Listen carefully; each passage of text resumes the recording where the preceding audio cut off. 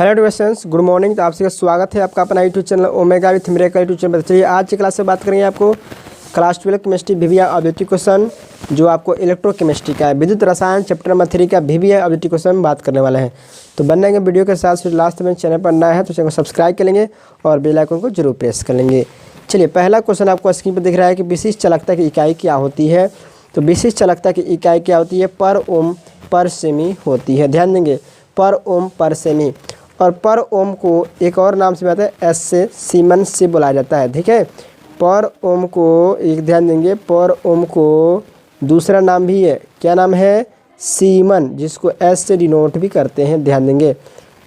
Next question, question में second में है किसी पदार्थ की अभिक्रिया की दर निम्न में से किस बात पर निर्भर करता है? किसी पदार्थ की अभिक्रिया की दर किस बात पर निर्भर करता है?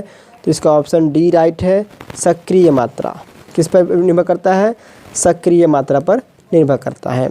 क्वेश्चन नंबर 3 में ध्यान देंगे। क्वेश्चन नंबर 3 दिख रहा है कि सिल्वर नाइट्रेट के घोल से 108 ग्राम सिल्वर मुक्त करने के लिए विद्युत धारा की जो मात्रा आवश्यकता होती है वो कितनी होती है? तो इसका राइट आंसर है ऑप्शन नंबर ए 1 फैराड। ठीक है, 1 फैराड। चूँकि 1 फैराड में 108, चूँकि जो फैराड का डिफिनेशन है ना वो सिल्वर से डिफाइन किया गया है। ठीक है, सिल्वर से डिफाइन किया गया है, जिसमें आपको सिल्वर का अमाउंट 108 ग्राम है, तो 1 मोल होता है। ठीक है, 1 मोल मतलब 1 farad. Question number 4, question number 4 में दिख रहा है कि वैद्युत अपघटन की क्रिया में, है ना, वैद्युत अपघटन की क्रिया में कैथोड पर क्या होता है? वैद्युत अपघटन की क्रिया में कैथोड पर क्या होता है? कैथोड पर अवकरण होता है। ठीक है, कैथोड पर अवकरण होता है। और वहीं आपसे कोई पूछ दे एनोड पर क्या होता है, तो एनोड पर आप बताएंगे एनोड पर ऑक्सीकरण होता है। ठीक है, कैथोड पर अवकरण होता है लेकिन एनोड पर ऑक्सीकरण होता है, ये बात ध्यान देंगे। तो इसका राइट आंसर है 4 का ऑप्शन नंबर बी।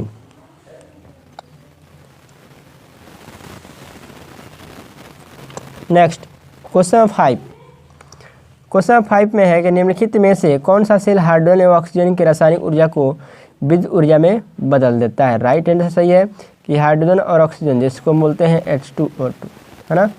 हाइड्रोजन और ऑक्सीजन जो यूनिट सेल है वह रासायनिक ऊर्जा को विद्युत ऊर्जा में बदलता है, इसको बोलते हैं ईंधन सेल। आपसे ये भी पूछ सकता है कि ईंधन सेल में कौन सा गैस का यूज किया जाता है? तो हाइड्रोजन और oxygen. Next question, question number 6 में है कि निम्न में से कौन सर्वाधिक ऑक्सीकरण अवस्था प्रदर्शित करता है?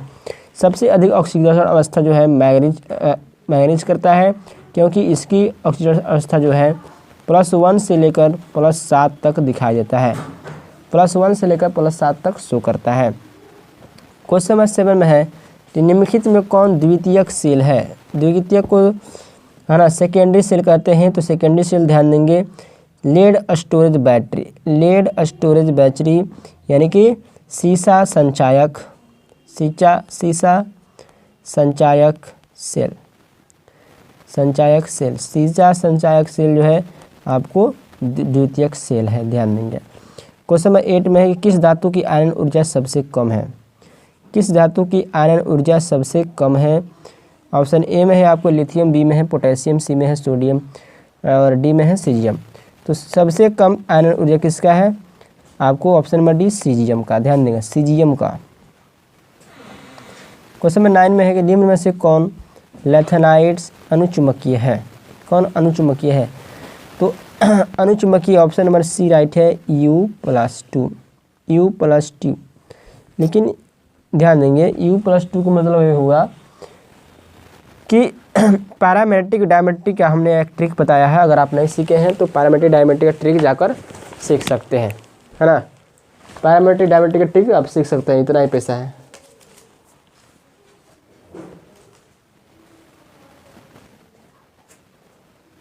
ना।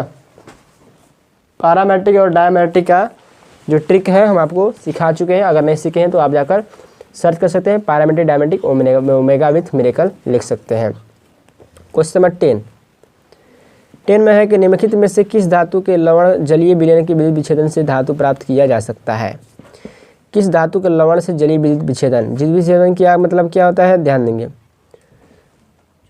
किस धातु के लवण के जलीय विलयन के विद्युत विच्छेदन से धातु प्राप्त किया जा सकता है? तो यहाँ पर ध्यान देंगे ऑप्शन नंबर डी दिया है सिल्वर, ठीक है। ऑप्शन नंबर डी दिया क्या है, सिल्वर, चांदी। क्वेश्चन नंबर 11 है, निम्न आयनों में सबसे प्रबल अपचायक कौन है? तो right answer option number D, iodide, iodide, ठीक है, आयोडाइड। शेल स्थिरांक की इकाई क्या होती है? ध्यान देगा, शेल स्थिरांक की इकाई जो है ना, पर सेमी, या आप कह सकते हैं पर सेमी भी हो सकती है। शेल स्थिरांक क्या होता है? L/A होता है, L/A होता है। और L आपको मीटर में मापेंगे, एरिया भी मीटर स्क्वायर मापेंगे, कट जाएगा, पहुंच जाएगा पर मीटर चाहे पर सेमी, ठीक है। लेकिन आपको ज़्यादा यूनिट सही है सेमी, पर सेमी। ऑप्शन नंबर सी, 12 का ऑप्शन सी, पर सेमी। फैराडे के विद्युत अपघटन नियम में कौन किससे संबंधित है? फैराडे के विद्युत अपघटन नियम किससे संबंधित है? तो इलेक्ट्रोडों के समतुल्य भार से, इलेक्ट्रोडों के समतुल्य भार से। क्वेश्चन नंबर 14 हो गया ना, 14। क्वेश्चन नंबर 14 में है, क्वेश्चन नंबर 14 में है, ध्यान देंगे। क्वेश्चन नंबर 14 में है कि हाइड्रोजन ऑक्सीजन इन सेल में हाइड्रोजन का दहन होता है, क्यों? क्योंकि दो इलेक्ट्रोडों के बीच विभवांतर उत्पन्न होता है, ठीक है। नेक्स्ट क्वेश्चन, क्वेश्चन नंबर 15, तापमान की वृद्धि में धातु चालकता। अगर धातु की चालकता को वृद्धि करते हैं, यानी कि तापमान में वृद्धि करते हैं, तो उसकी चालकता क्या होती है? घटती है। लेकिन ये ध्यान देंगे, अगर अर्धचालक की गर्म करेंगे ना, अर्धचालक को गर्म करेंगे तो उसकी चालकता बढ़ती है, ठीक है। अर्धचालक को गर्म करेंगे चालकता बढ़ेगी, धातु की चालकता घटती है। 16 में है कि चालक की चालकता और प्रतिरोध में क्या संबंध है? चालक की चालकता और प्रतिरोध में क्या संबंध है? तो C बराबर क्या होता है? 1/R, C बराबर 1/R होता है, ध्यान देंगे। तो इसका right answer option number C बराबर 1/R। क्वेश्चन नंबर 17 में वह उपकरण जिसमें ईंधन जैसे हाइड्रोजन, मीथेन के दहन ऊर्जा का सीधे विद्युत ऊर्जा में बदल दिया जाता है, उसे क्या कहते हैं? ईंधन सेल। क्या कहते हैं? ईंधन सेल। 18 फैराडे के विद्युत प्रतिष्ठा नियम द्वितीय नियम किससे संबंधित? द्वितीय नियम, पहला नियम ना समतुल्य भार से है, द्वितीय नियम आपको विद्युत के समतुल्य भार, है ना। तो वह समतुल्य भार E1, जैसे W1/W2 बराबर E1/A2। क्वेश्चन नंबर 19 में निम्नलिखित में कौन एक आयनिक यौगिक है? आयनिक यौगिक का मतलब होता है आयन से बना हो। सोडियम नाइट्रेट आयन है, ये पॉजिटिव होता है, ये नेगेटिव होता है। क्वेश्चन नंबर 20 में है कि सोडियम के फ्लोराइड के जलीय घोल से विद्युत विच्छेदन करने पर धनोद एवं ऋणोद पर प्रतिफल है। सोडियम फ्लोराइड यानी NaF है, इससे आप इलेक्ट्रिक पास करेंगे तो हो जाएगा Na+, है ना, फ्लोराइड माइनस। तो ये आपको हो जाएगा कैथोड पर और ये हो जाएगा आपको एनोड पर। तो धनोद एवं ऋणोद पर प्रतिफल क्या है? तो पहले धनोद मतलब कि एनोड और कैथोड, है ना, एनोड और कैथोड। तो फ्लोराइड जो है एनोड पर होता है और फ्लोराइड जो है कैथोड पर होता है, और फ्लोराइड जो है कैथोड पर होता है ना। ध्यान देंगे, यहाँ पर फ्लोराइड जो है कैथोड पर और सोडियम आपको एनोड पर, है ना। इसका right answer option number A होना चाहिए, ठीक है। तो इसका